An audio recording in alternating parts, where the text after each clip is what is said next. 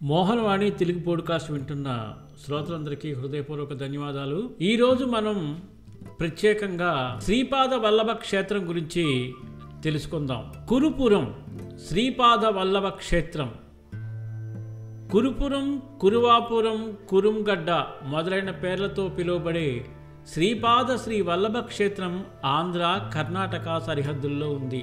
హైదరాబాద్ నుంచి మంత్రాలయం కానీ రాయచూరు వెళ్లే బస్సులో మహబూబ్ నగర్ జిల్లాలోని మక్తల వరకు వెళ్ళాలి.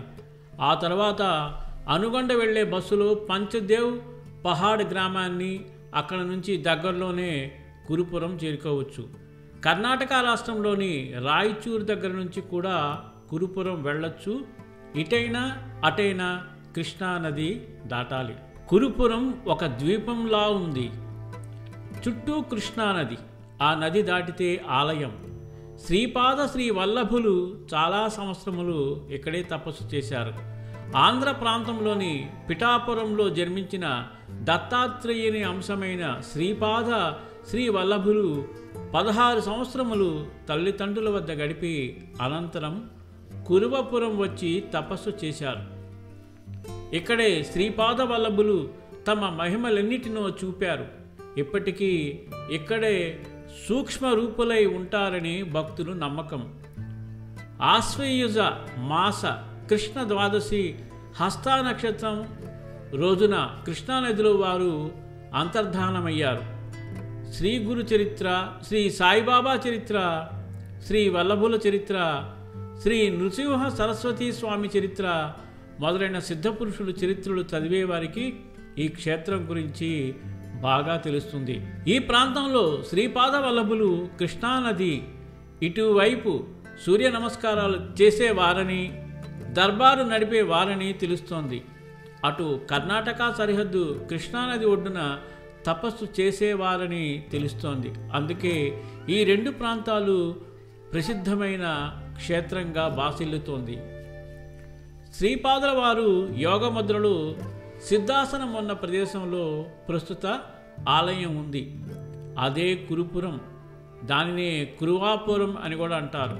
శ్రీపాద శ్రీ వల్లభ క్షేత్రం కురుపురాన్ని బుట్టీలు ద్వారా కృష్ణానదిలో ప్రయాణించి చేరుకోవచ్చు.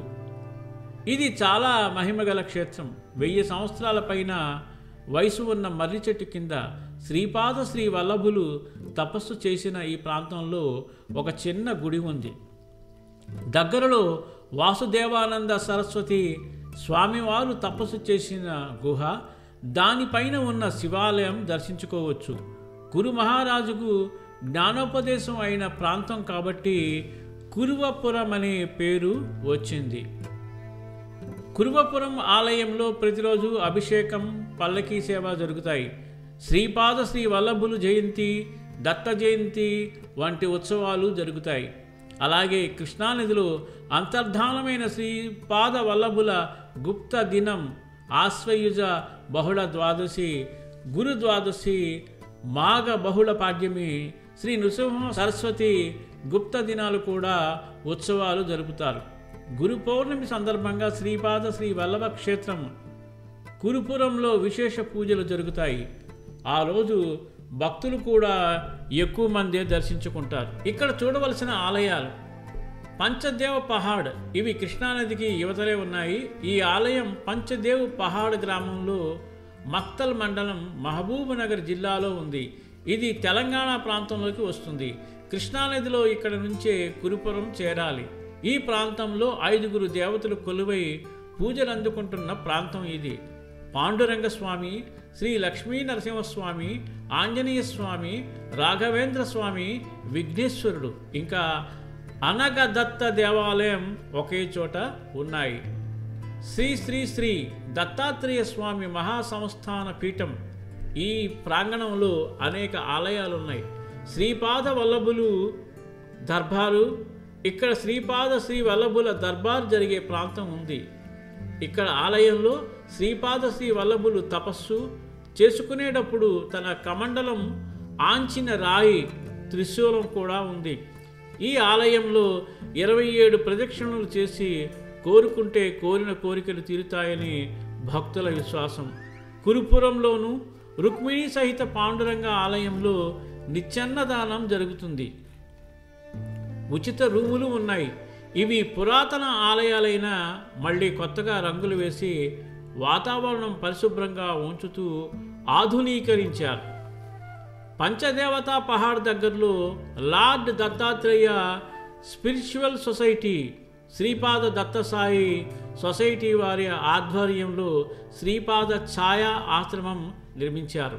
ఇక్కడ దత్తాత్రేయుని ఆలయం ఉంది. అన్ని వసతులు, ఆధునిక కట్టడాలతో రూములు లభ్యమవుతున్నాయి. చాలా మటుకు పూర్తి అయింది. ఈ ఛాయా ఆశ్రమంలో విశ్వకుండలిని జాగరణకై నిత్యాన్నదాన శాంతి మహాయజ్ఞాలు, గోశాల పరిరక్షణ, ప్రతిరోజు దత్తయజ్ఞము, గాయత్రి యజ్ఞం, అనగా వ్రతము, గోపూజలు నిర్వహిస్తుంటారు. కొంచెం ముందుగా వారికి ఫోన్ చేసి రూముల గురించి అడిగి బయలుదేరవచ్చు. పబ్లిక్ ట్రాన్స్పోర్ట్ తక్కువ, ప్రైవేట్ వెహికల్స్లో వెళ్ళడం మంచిది. కానీ ఈ ఆలయం ఇప్పుడిప్పుడే అభివృద్ధి చెందుతోంది. భక్తులు కూడా ఎక్కువగానే వస్తున్నారు. సర్వే జన సుఖినో భవంతు. అవకాశం ఉంటే అందరం కూడా తప్పకుండా ఈ దేవాలయాన్ని దర్శించుకుని పునీతులవుతాం. ఈ అద్భుతమైన ప్రదేశం గురించి అందరికీ షేర్ చేయండి, అలాగే లైక్ చేయండి, మీ కామెంట్ కూడా తెలియచేయండి. మళ్ళీ మరొక అద్భుతమైన ఆడియోతో మీ ముందుకు వస్తాను. అంతవరకు ధన్యవాదాలు. మోహనవాణి తెలుగు పోడ్కాస్ట్ ఛానల్ని లైక్, షేర్, సబ్స్క్రైబ్ చేయండి. ప్రక్కనున్న గంటను మ్రోగించండి.